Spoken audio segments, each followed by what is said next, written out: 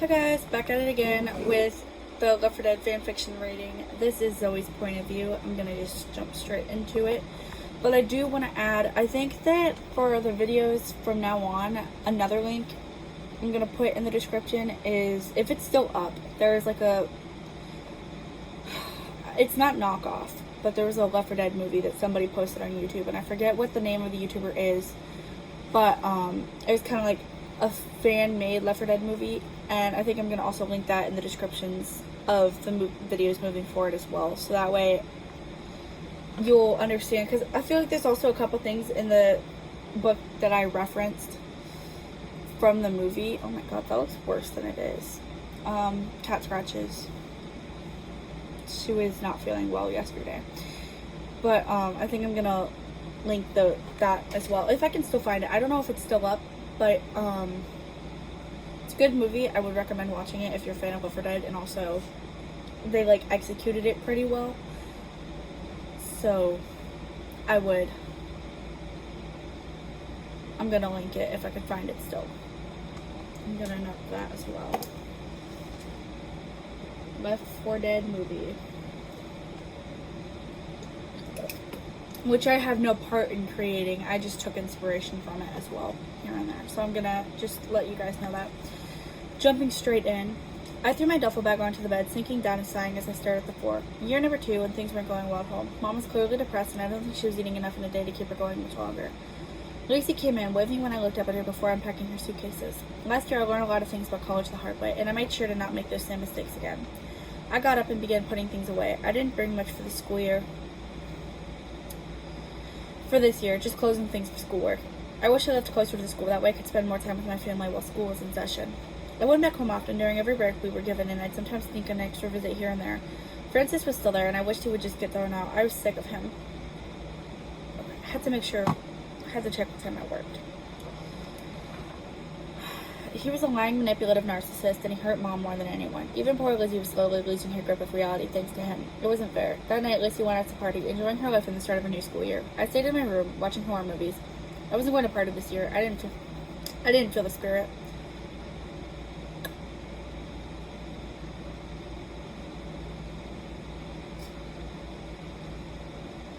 Oh, I thought we were in year number 3 already. That makes sense, though. I went to bed early, ignoring Hunter's text asking to hang out. A part of me wishes I would have gone out with him, but the other part of me feels exhausted. I fell asleep, the movie still playing. The first few weeks of college, I attended class and was falling asleep in some. Lacey tells me how she's worried about me because I don't get much sleep. I smiled at her when she repeated herself this morning. Lacey, I'm fine. I promise I'll do better. I think I'm going to take a break from going to class every day. What I wasn't telling her was that I felt like I had a headache almost every day, and I don't have the energy to look good for the public or go to class. She eyes me. Come on, you haven't been around a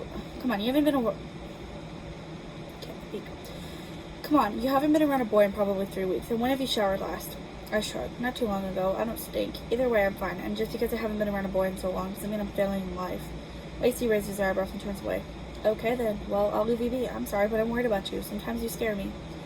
I'm fine, I promise. I reassure her, turning to the old horror movie playing. She sighed, finally leaving. I wish I could sneak out and get some snacks. If I'm gonna watch movies, I might as well have something sweet to eat. I paused the movie, finally deciding to go out and get some snacks. Walk into the store, grabbing popcorn and other candies. I go to the self-checkout and scan everything, quickly paying and heading back to the door. I curl up on my bed and watch movies. Lacey stops by from time to time, commenting on how I was behaving like a vampire. I ignored her, instead eating my candy and watching the movie. She shook her head as she left. I knew she was worried, but I was only missing today. It's not like I had already missed 3 months.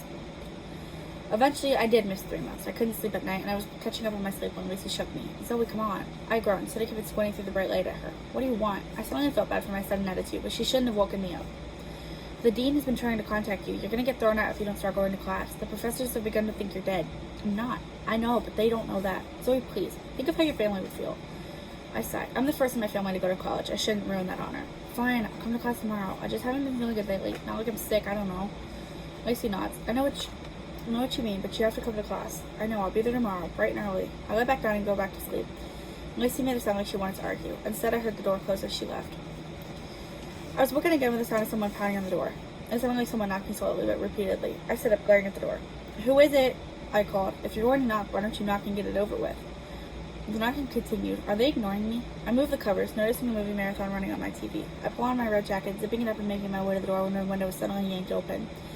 I turn ready to fight, but Hunter immediately soothes me. Zoey, He pulled his hood back, revealing his legs meant to have turned into blisters, and his eyes were red. He pulled his sleeves up, showing me his arms and hands. His fingernails had become sharp, and they looked painful. Zoey were changing. I looked at his face again, noticing the difference in his skin tone. He was gray, and he looked sickly. It's the virus, the green flu, as they call it. He sounded upset. Zoey, it's been so long since I've seen you. I worried you were already dead. Hunter, I couldn't say anything else. I didn't know what else to say. I was going to lose him. I knew it. Oh my god. You're not infected, he notes. I shake my head. No, I'm not. Look, I'm going to go, but you need to get out of here. Whoever's at your door, don't let them in. What if it's Lacey? It's not, Hunter declares, turning and coming into my window. Look, I love you more than anything. I hope you make it out of this okay and don't wait around for me. I might not live to see tomorrow. That is so sad. He does in fact live, but both him and Zoey both go on with their lives. This is kind of the scene that it was inspired from the Left 4 Dead movie, which is why I thought I'd mention it and link it down below as well, so that way you guys can kind of see almost like a process as well. Before I could say goodbye, he was gone. Despite him warning me not to, I walk over the door, pulling it open to see Lacey. Lacey! Lacey, what happened? I pulled the door open wider and she stumbled into the room, turning on me quickly. I struggled as she tried to bite me, eventually shoving her to the floor. I didn't have any weapons on me, so I began grabbing things so I could leave. I pulled on my high tops and grabbed my backpack, stuffing it full of things I would possibly need. I pulled my hair to a ponytail and ran over to my window. Lacey was on the ground, confused. She stared at the ceiling, groaning, and her eyes turning yellow. I stared down at her, feeling tears come to my eyes. She wasn't the best friend, but she was still my friend. I was going to miss her. I turned and slid out the window, being careful so I didn't break my ankles on the way down. When I landed, I walked over to the parking lot, climbed into my car, and turned on my phone. I need to keep it charged. I scoured the internet for news on the news outbreak. The virus had hit so suddenly. I guess I should have been paying more attention to the world. There were thousands of updates on the green flu. Also, there were lots of messages from Mom and Grandpa. I texted some people back, but I didn't know where to go. I pulled up in a recent news clip, a woman saying the safest spot was New Orleans. I don't know if it's New Orleans or New Orleans. Actually, I'm going to look that up now because I've always said New Orleans, but I feel like it's actually New Orleans. I don't really care either way, but I just don't want to,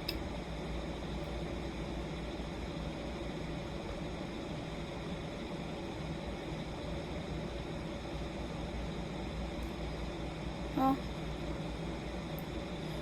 pronounced New Orleans or New Orleans. Who calls it New Orleans, but not Nolans or New Orleans? Both the parish and the avenue are, however, pronounced Orleans.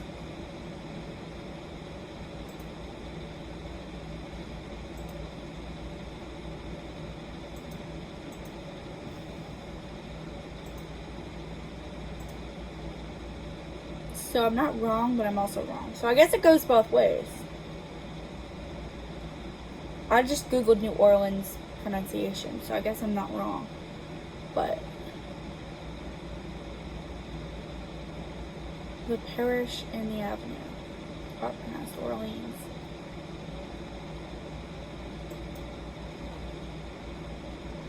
I'm just gonna go with New Orleans. If you guys don't like it, you don't like it. And people weren't all being welcomed into the crowd. I threw my phone into the cup holder, clicking on my seatbelt and driving off. I pull up my GPS, hoping my car will make it close enough to a gas station. Naturally, it was sputting out as I came upon it. It stopped a few feet away. Damn it, I sighed, looking around. This car was a piece of junk anyways. I gathered up what I would need, making sure there was plenty of room in my bag for food. I'd need a lot of that, and unfortunately the gas station was probably raided when the apocalypse broke out. Of course I was right. I was going through the things that were left on the shelves, a bunch of things that normal people don't eat, at least normal in my opinion. I sighed, shoving the extra canned vegetables into my bag. I would just have to make do.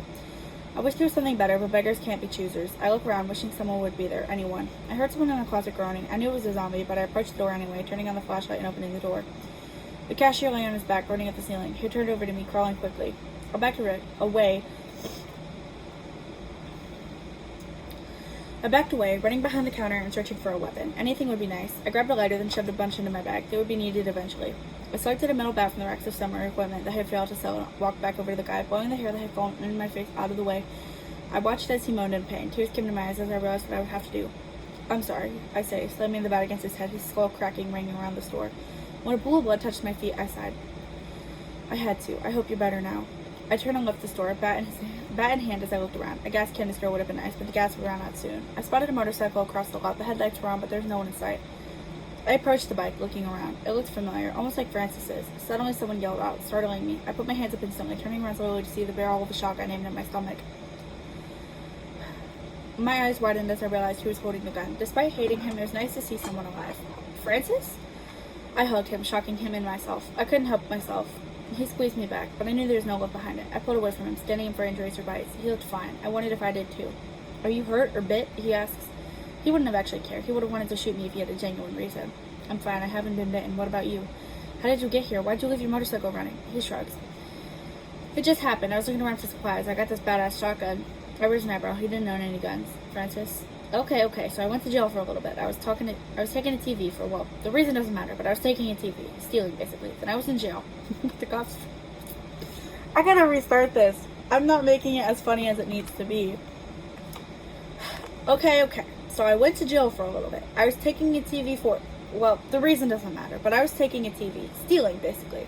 Then I was in jail, but the cops figured it didn't matter. I mean, they had a vampire virus going around. Why should they worry about such a trivial thing? So I got out, and I was drinking, trying to get drunk. When the club I was at got swarmed by people, I nodded, my eyes wandering to the puke artist vest. And the puke? Oh, someone threw up on me.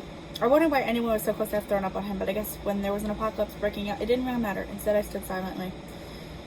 Well, I don't know where to go from here. He smiles, and I hated that look on his face. I do.